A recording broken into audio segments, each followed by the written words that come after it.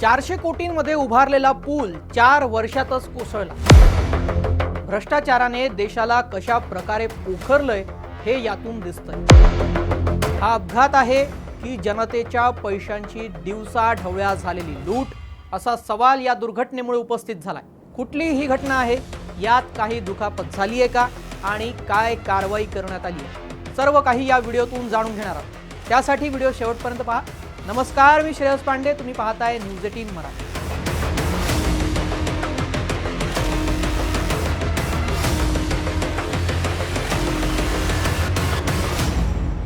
भ्रष्टाचाराने आपल्या देशाला किती पोखरलंय याचं संतापजनक उदाहरण मध्य प्रदेशातून समोर आलंय। जबलपूर भोपाळ राष्ट्रीय महामार्गावरचा वना रेल्वे ओव्हरब्रिज पत्त्याच्या बंगल्यासारखा कोसळला।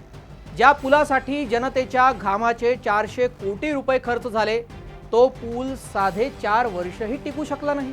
ही सिस्टमची नाचक्की नाही तर दुसरं काय। एका बाजूची लेन आधीच खराब होती म्हणून दुसरीकडून वाहतूक सुरू होती, पण आता तोही भाग धोकादायक झाला। आता प्रशासनाची धावपळ इथं सुरू झाल्याचं दिसतंय। पोलीस बंदोबस्त देखील इथे वाढवण्यात आलेला आहे, कारण नागरिक संतापले आहेत, वाहतूक वळवण्यात आली आहे। पण प्रश्न हा आहे की जेव्हा बांधकाम सुरू होतं तेव्हा अधिकारी झोपले होते का? घटनेची माहिती मिळताच प्रशासनाचे वरिष्ठ अधिकारी घटनास्थळी का पोहोचले नाही, आणि पोहोचले तर मग वेळेत का पोहोचले नाही? वाहतूक पोलीस आणि पोलिसांचा मोठा बंदोबस्त आता या चौरस्त्यांवर तैनात करण्यात आलेला आहे आणि परिस्थिती नियंत्रणात आणण्याचे प्रयत्न इथे पोलिसांनी केले, मोठी धावपळी केली। या पुलाचा कंत्राटदार कोण होता? रेल्वे ओव्हरब्रिजचं बांधकाम मेसर्स बागड इन्फ्रा कंपनी यानं केलं। सध्या या पुलावर दोष दायित्व कालावधी म्हणजेच डिफेक्ट लायबिलिटी पिरियड अंतर्गत देखभाल दुरुस्तीचं काम सुरू होतं आणि त्याचा खर्च हा संबंधित कंत्राटदाराकडूनच घेतला जात होता। मेसर्स बागड इन्फ्रा ही कंपनी साधी सुधी नाही हो, आधीच ब्लॅकलिस्टेड आहे। याच्यावर अवैध उत्खननाचे 82 कोटींचे दंड आहेत। अशाच कंपनीला सरकारी कंत्राट का दिली जातात? नेहमी 400 कोटींचा हा महामार्ग आज मृत्यूचा सापळा बनलाय। याला जबाबदार कोण आहे? कमाल तर बघा, पूल कोसळल्यावर आता यंत्रणांमध्येच तू मय सुरू झालेली आहे। MPRDC तिथलं म्हणतंय की ही तांत्रिक तूट आहे, तर NHAI म्हणतंय हा आमचा भागच नाहीये, जबाबदारी घ्यायला कोणीच तयार नाहीये। पण 400 कोटी पाण्यात गेले त्याचं काय?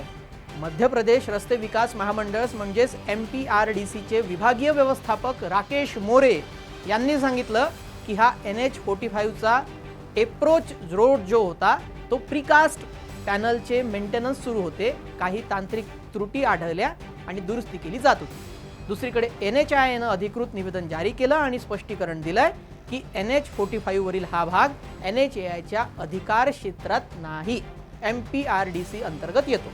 अधिकाऱ्यांच्या म्हणण्यानुसार कंत्राटदाराची दोष दायित्व कालावधी अद्याप संपलेली नसल्यानं प्रकल्पाचा हँडओव्हर झालेला नाही, असं स्पष्टीकरण आलं। ब्लॅक लिस्टेड कंपनीवर आधीच मोठे दंड मेसर्स बागडा इन्फ्रा कंपनीवर यापूर्वीही आहेत, गंभीर आरोप झालेले आहेत। 2021 मध्ये पर्यावरण परवानगी शिवाय नर्मदा नदीतून अवैध उत्खनन केलं होतं, 3 कोटी रुपयांचा दंड आहे। 2022 मध्ये नर्मदा काठ परिसरामध्ये अवैध खनन केलं, तिथे 82 कोटींचा दंड आहे। या प्रकरणामध्ये राजस्थानच्या बांसवाडा येथील कंपनी त्याचे जे संचालक आहे विनोद जैन यांनाही नोटीस बजावण्यात आली होती। मित्रांनो, हा केवळ पूल नाही आहे, तर आपल्या व्यवस्थेला गाडलेला एक भ्रष्टाचार बाहेर निघालेला। अशा कंत्राटदारांवर आणि निष्काळजी करणाऱ्या अधिकाऱ्यांवर कठोर कारवाई झालीच पाहिजे आणि ती उद्या चालून होईलही हो। पण न्याय कुठे? तुम्हाला काय वाटतं, या भ्रष्टाचाराला जबाबदार कोण?